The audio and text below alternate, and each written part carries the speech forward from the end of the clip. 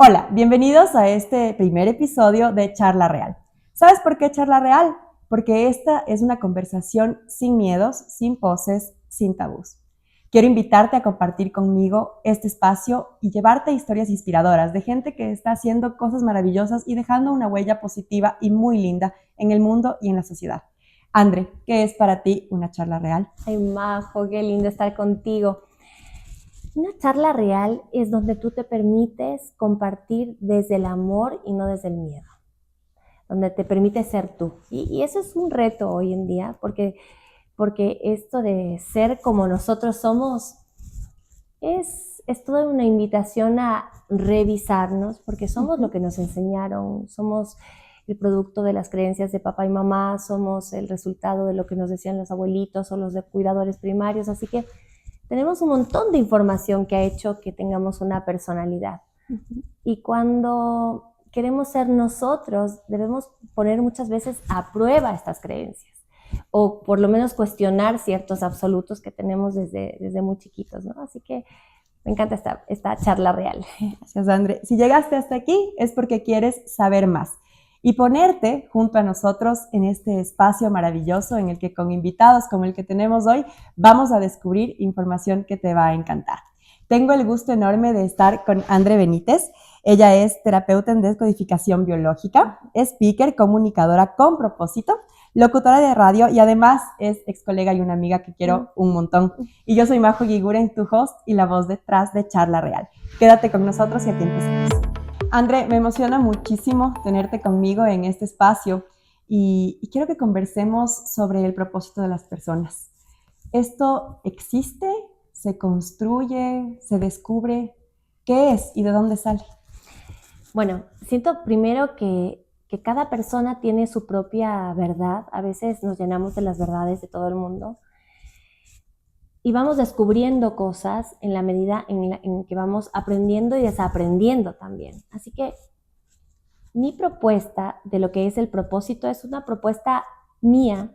He leído mucho, he escuchado mucho, he tomado cursos, pero también me di cuenta en la medida que iba tomando más información de afuera que hay cosas que no me resonaban. Me decían, esto no suena conmigo o no va por aquí. Y entonces fui tachando cosas y una parte de mí dijo, Andrea, qué soberbia, ¿cómo lo está diciendo el fulano de tal que sacó tal libro?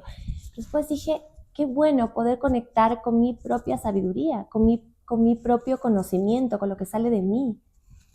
Entonces fui tomando las cosas que para mí eran súper válidas y que de hecho han resultado también ser parte del fondo. Yo siempre divido la información en el fondo y la forma. Entonces dije, esto es parte del fondo que siento que funciona. Pero hay otras cosas que dije, no, esto no va por acá. El fondo me habla de algo que ya tenemos, no de algo que está afuera. Entonces empecé a conectar con mi propia experiencia y lo que yo estaba sintiendo con respecto al propósito y elaboré algo que ahora es un taller y cada vez viene más completo, pero me di cuenta de que el propósito existe sin que hagamos nada. No hay que ir detrás del propósito, buscarlo. Hay gente que se pasa la vida buscando. Majo, y no lo encuentra nunca.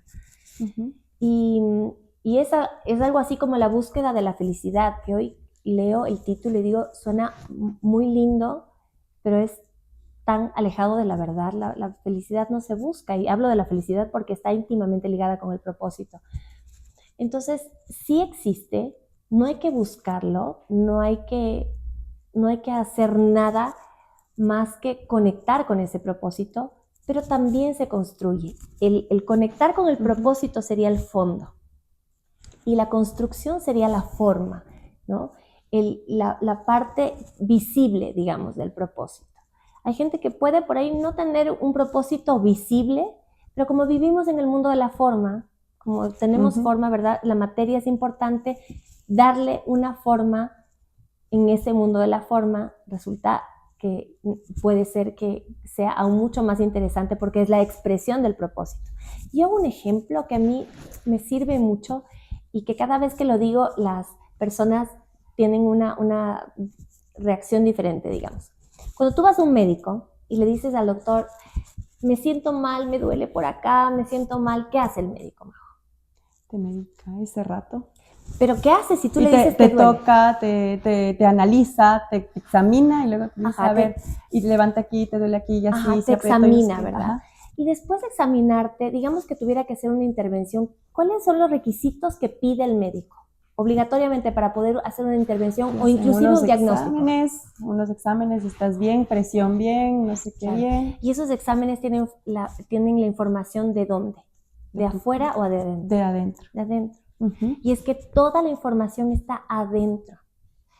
Para poder hacer un diagnóstico afuera, para tener algo en la forma, en la construcción de un diagnóstico, inclusive hablando en términos médicos, necesitan una información interna. Y todo está en el fondo.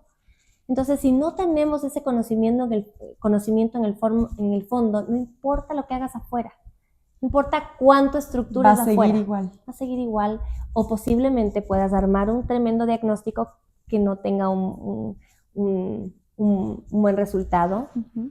O que digas, o que al final se ha equivocado. O puedes armarte un gran edificio que no tiene cimientos, si no tiene el fondo se va a caer el edificio. No importa qué tan elaborado esté el afuera, si no se apoya en el fondo. Uh-huh. Y André, y este propósito que, como tú dices, no es algo que tiene que estar dentro de una búsqueda constante. Uh-huh. ¿Esto es algo diario? ¿Es algo constante? Claro. ¿Es algo que va cambiando?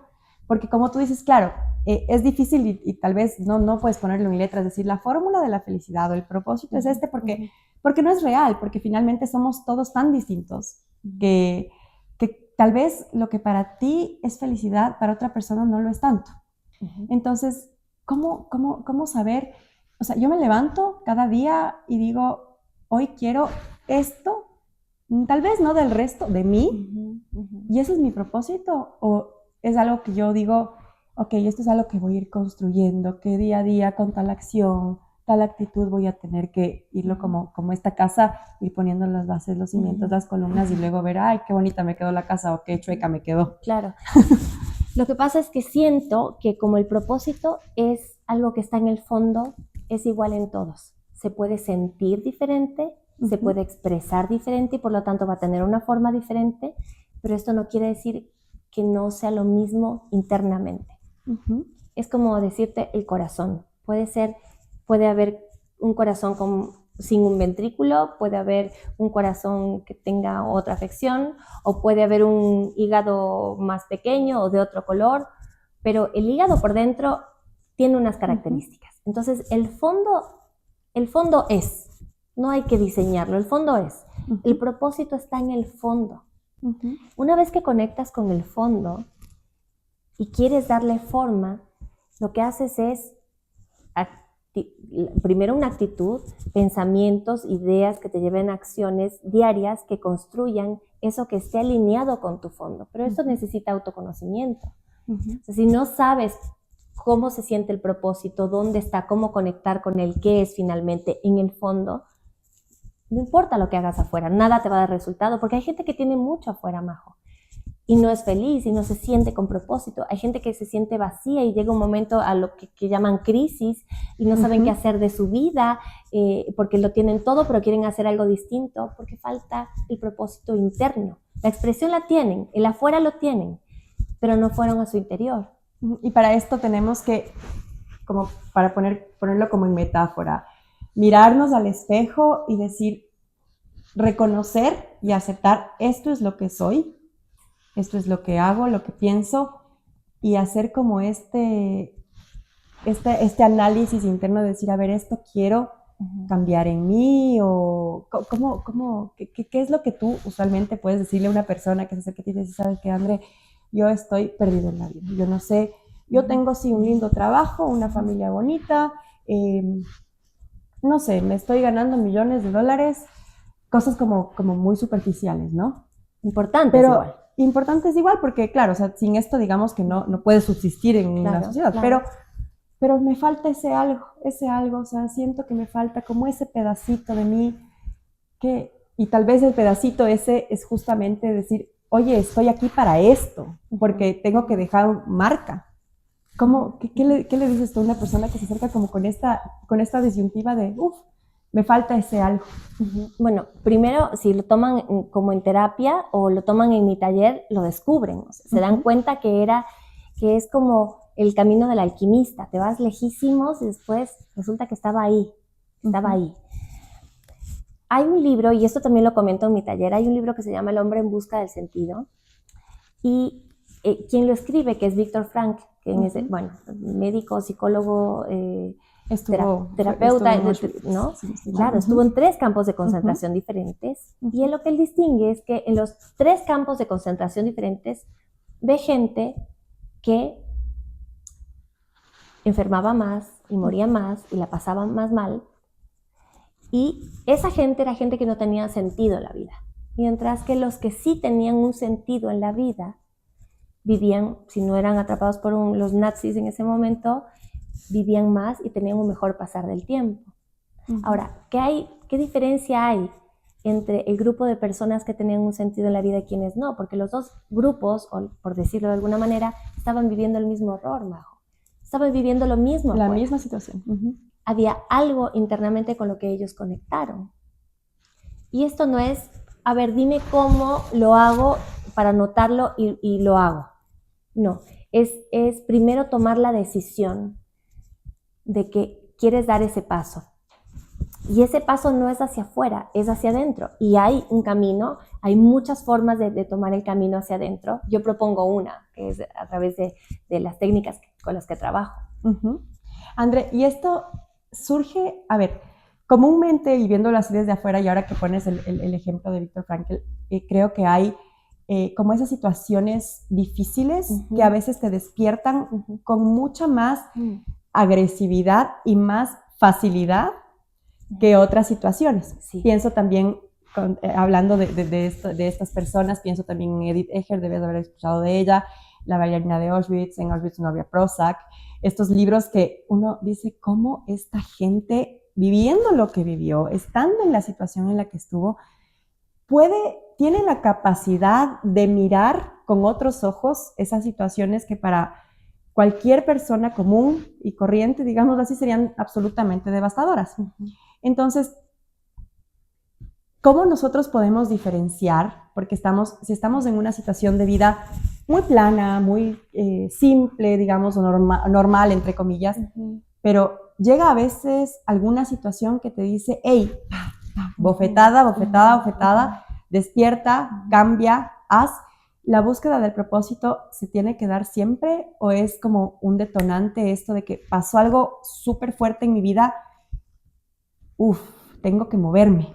O sea, como esta frase típica, no eres un árbol, si no te gusta, no tienes raíces que te aten a la tierra, así que muévete. ¿Sabes qué?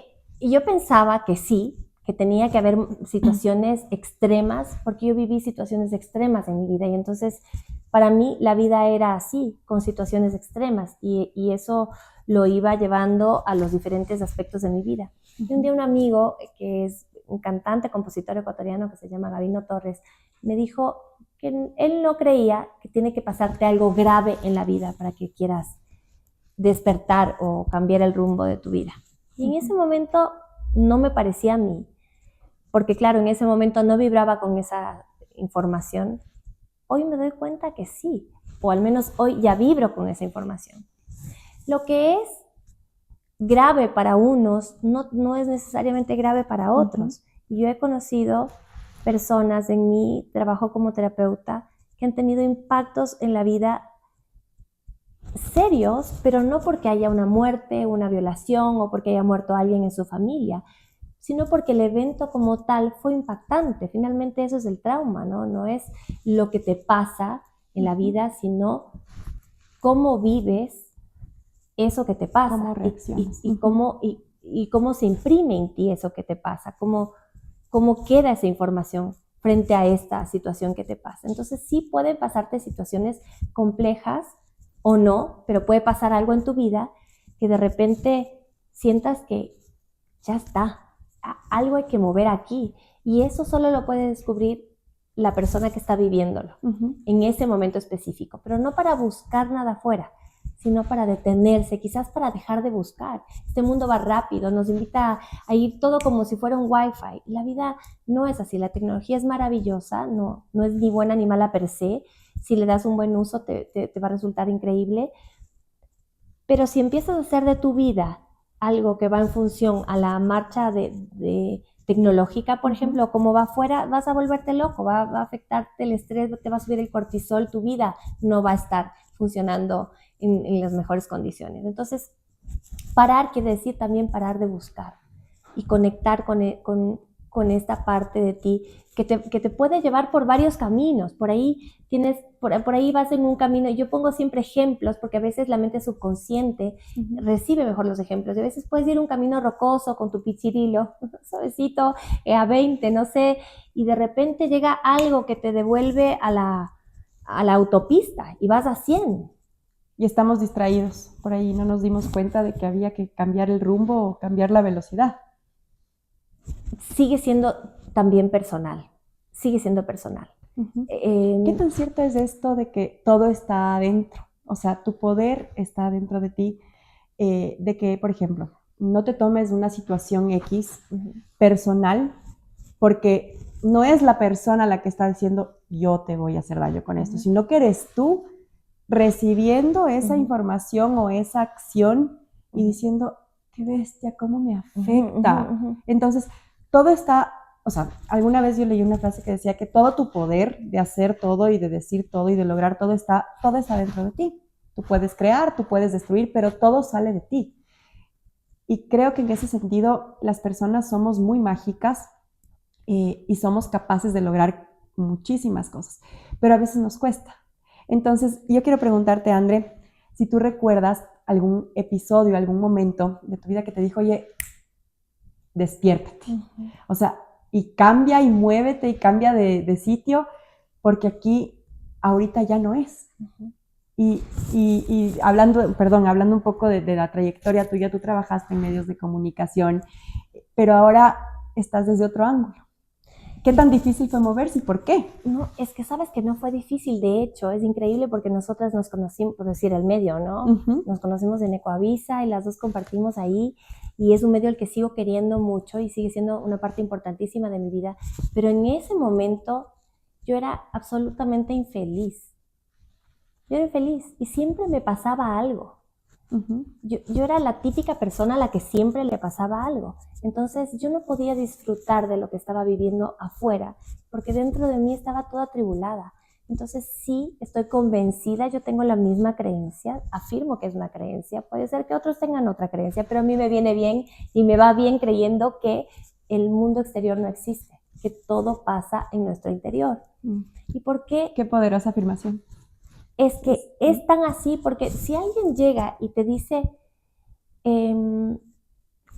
Majo, conocí a tus hijos adolescentes y son unos patanes, tú no vas a responder a eso porque no tienes hijos adolescentes, entonces vas a decir, esta persona está confundida, no vas a sentir que te afecta.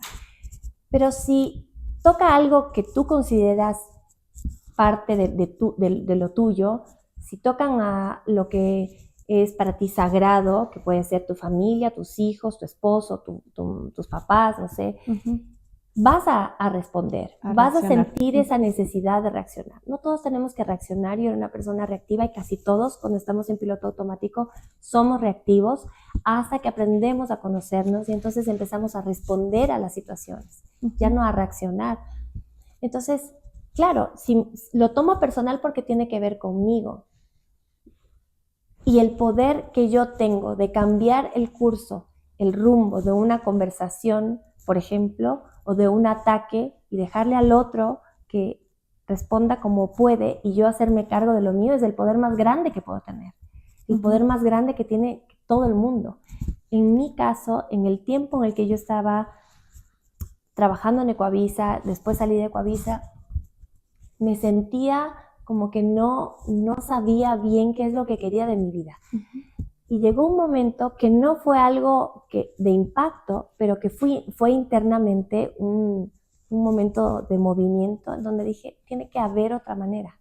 Tiene que haber otra manera de vivir, de llevar las relaciones, de sentirte. Tiene que haber otra manera, no puede ser. Y entonces yo creo que fue esa gota que derramó el vaso, que juntó las otras tantas miles de gotas que estaban ahí, que dijeron, ya basta. Entonces no fue un evento específico, fue ese cúmulo de eventos que me llevó a ese despertar, que vino a los 40 años, ¿no? ¿Y cuál fue tu otra manera? Si tú tuvieras que definir y contar tu otra manera, la que encontraste, ¿cuál fue? Desde la conciencia, desde la responsabilidad, desde hacerme cargo de lo que me corresponde a mí, desde que el otro no es culpable y yo tampoco. ¿Y cómo llegar? Yo siempre, a ver, y creo que te lo he dicho cuando estuvimos en el canal, creo que te lo he dicho cuando nos hemos encontrado, cuando hemos hablado, y a las personas a las que me rodean y que llega la Andre Benítez a la conversación en algún punto, yo digo, es que la Andre es luz, es como tú le ves entrar y sientes como que algo se prendió. Y recuerdo también una conversación que tuvimos en el canal, no sé si te acuerdas tú, pero yo estaba en un momento complejo de mi vida y hablaste conmigo y fue como un bálsamo, así como... No voy a mencionar de qué ya me acuerdo, estaba sentada de hecho. Tú estabas de este lado y yo estaba exacto, me acuerdo claramente. La Andre estaba lista, tú estabas listita para presentar, estabas con un vestido rojo y yo corrigiendo los textos.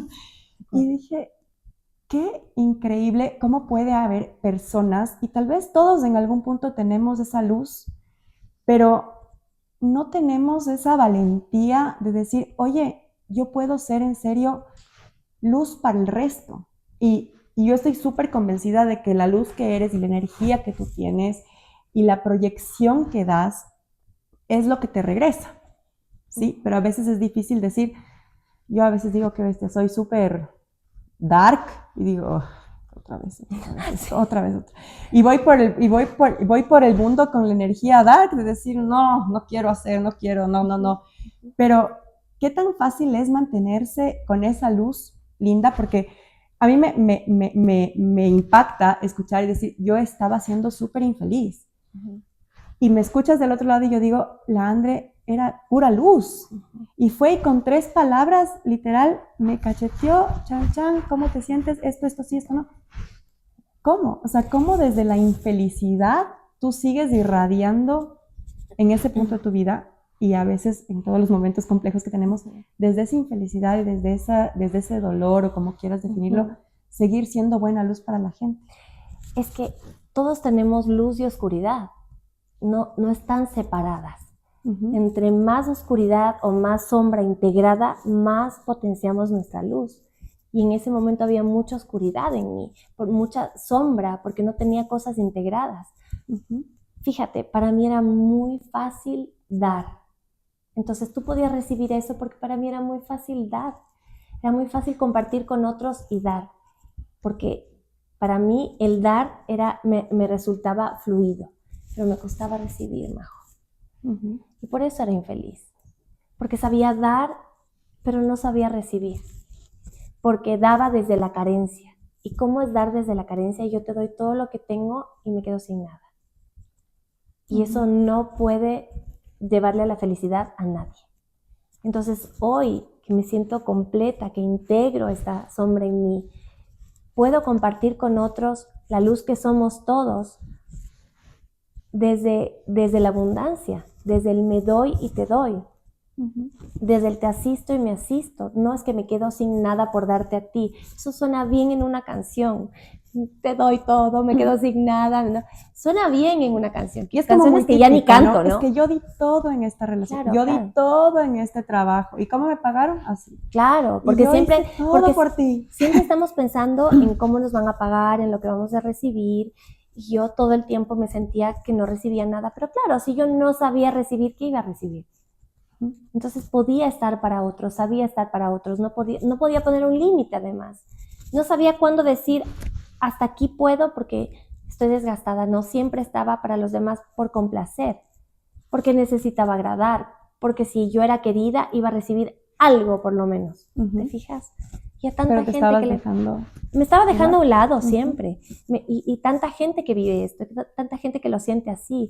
Hoy cuando digo un no, no me siento mal. Es un no, pero es un no desde el amor, desde el sí a mí misma y desde podemos reprogramar, lo hacemos en otro momento.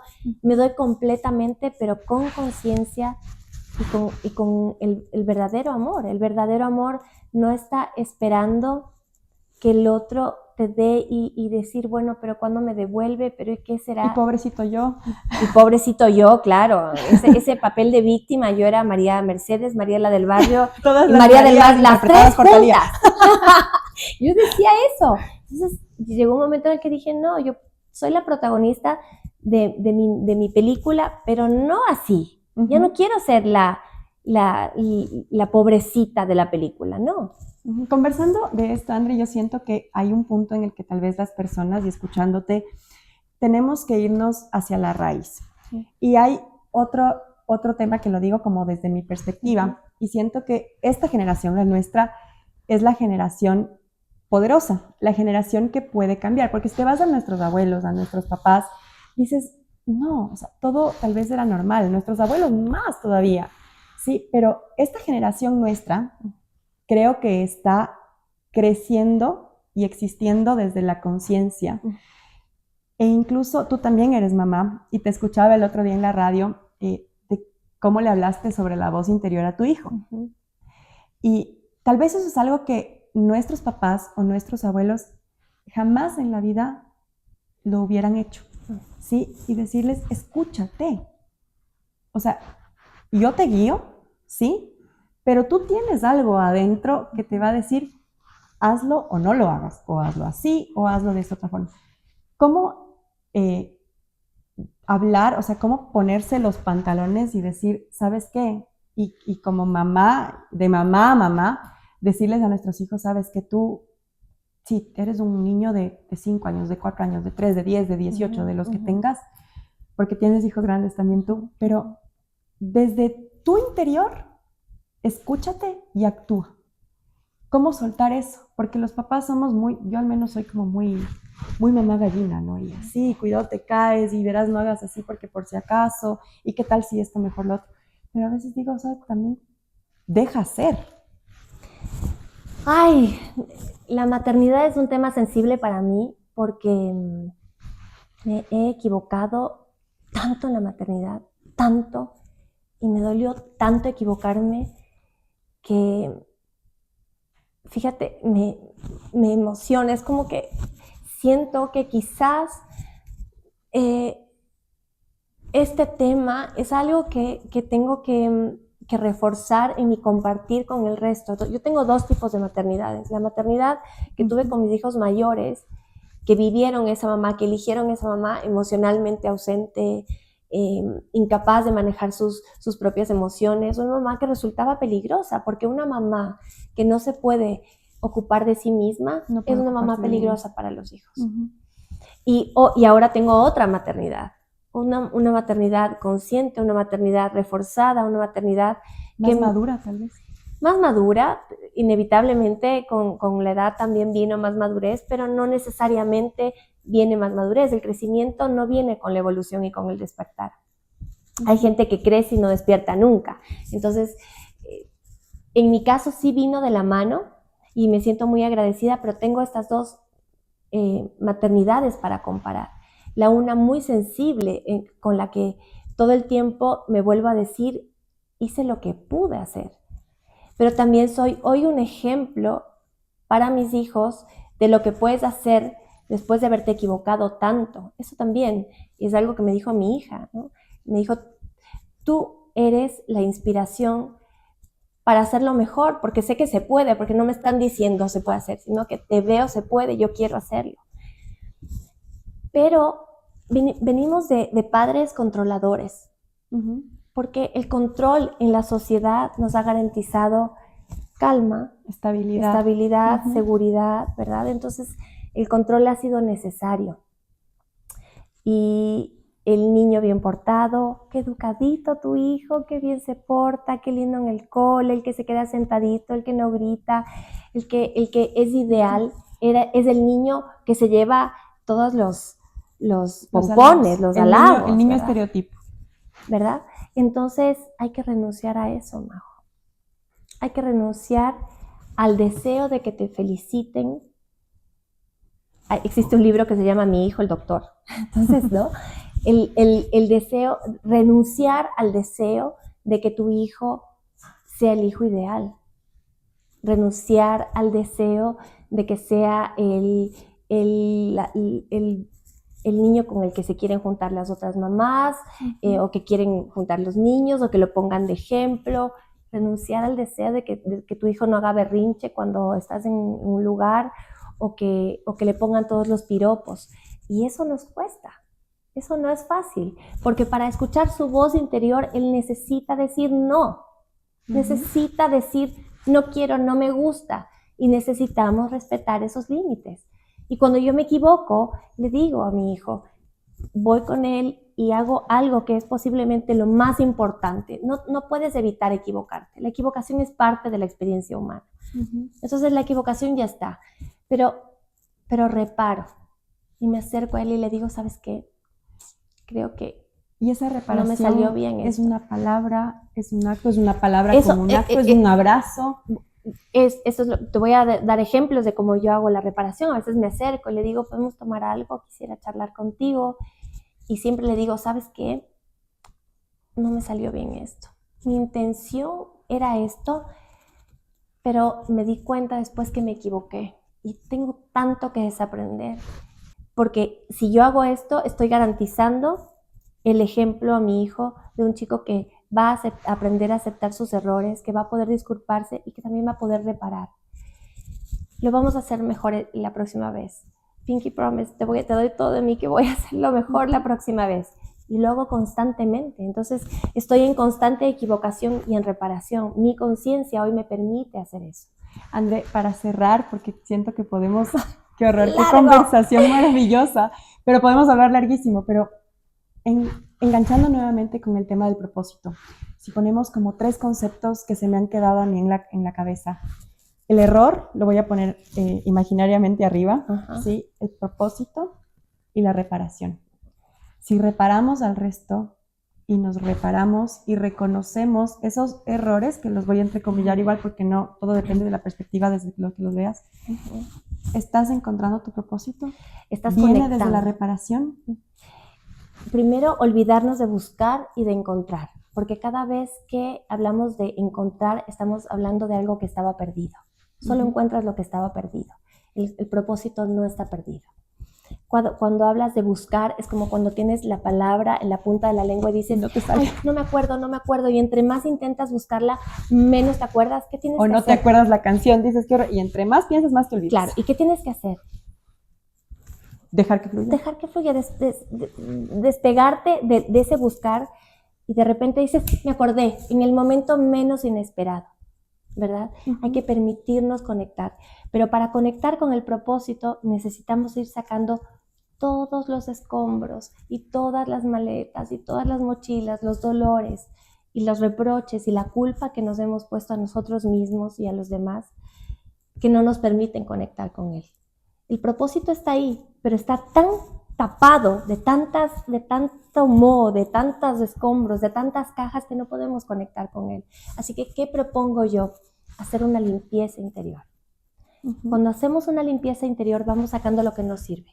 Vamos desechando lo que sabemos que ya está caducado, sin ser acumuladores. Ay, es que esto quizás me sirva en 15 años, porque si tengo esta carta de reproche, valor tal vez, sentimental. Claro, o el valor sentimental, o fíjate, ¿no?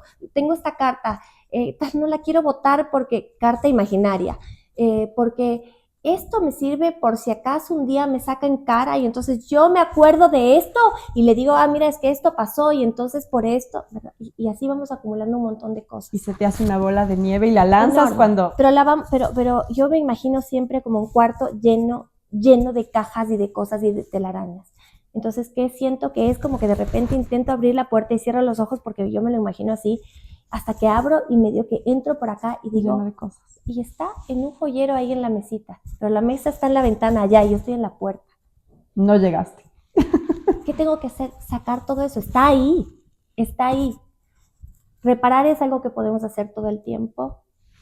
La invitación a conectar con nosotros mismos, con nuestra vulnerabilidad. A mí me encantaría decirte, Majo, ¿sabes qué? Es desde yo me siento segura ahora que yo soy. No, hoy te compartí esta parte de vulnerabilidad cuando hablaste de mis hijos y hablé de mi maternidad, y desde ahí podemos limpiar. Si queremos hablar desde del yo soy, hablas del ego, y desde el ego no puedes limpiar nada. Atrevernos a dar el paso vulnerable de decir, esto me duele, lo enfrento, ok, está aquí, lo saco, y sigo con la siguiente caja, y el propósito está ahí. Y las que quieran ir a mi taller van a tener con un nombre y apellido esto, que van a decir, es tan fácil, es así. La mente quiere que sea complicado, no tiene que ser dificilísimo, tienes que irte a la India, tienes que irte 10 días y vas a ir acá, y cuando hagas eso y medites 10 horas y sea así, súper difícil y que te haya costado mucho dinero, ahí vas a poder encontrar. Y no es así, no es así. Está en lo simple. Está en lo simple, pero también en la decisión de ir a esta parte que sí es compleja, de limpiar todo esto. Y una vez que nos animamos, nos conectamos con nuestro propósito y no hay nadie que nos frene. Nada, ni nadie. En este momento, Andre, vamos a hacer una dinámica que me encanta y que es parte de la estructura y de la forma de este espacio. Yo voy a decir una palabra y tú vas a decirme en una palabra o en una frase corta qué es o cuál es el significado que a ti se te viene a la mente cuando yo menciono esta palabra. Okay. ¿Lista? Vamos, lista. Vida. Plenitud. Universo. Dimensiones. Energía. Compartir. Familia. Referente. Sueños. Alcanzables. Andre. Real. Qué importante es en verdad tocar y sentir la esencia de las intenciones, de lo que significa encontrar y vivir un propósito auténtico que resuene con nuestras pasiones, con nuestros valores y por supuesto con nuestras aspiraciones más profundas. Miremos hacia adentro y hagamos todo por alinearnos con lo que realmente nos mueve y seguro que así vamos a poder encontrar una dirección mucho más clara. Andre, te quiero agradecer desde el fondo de mi corazón por estar conmigo, por aceptar venir a este espacio y por inspirarnos. Majo, yo te quiero y también te quiero agradecer. También te quiero agradecer por este encuentro, por la charla, por compartir. Es verdad, parecería que podríamos pasar horas y gracias también por permitirme compartir y despertar algo en las personas que van a escucharte y van a querer inquietarse, porque hay que incomodarse. Para dar pasos en la vida hay que incomodarse. Así que gracias. Seguro que así va a ser, Andre, y a seguir buscando, a seguir soñando y sobre todo a seguir viviendo con intención. Si te gustó este espacio, te invito a darle muchísimos likes, a compartir esta entrevista con tus amigos y a seguir haciendo comunidad de Charla Real. Vamos a tener más contenido para ti, así que te invito a seguir con nosotros, a conectarte en nuestras redes sociales y a seguirnos viendo, porque hay muchísimo más por decir, hay muchísimo por escuchar. Esto es Charla Real, yo soy tu host Majo Yiguren y me encanta estar contigo.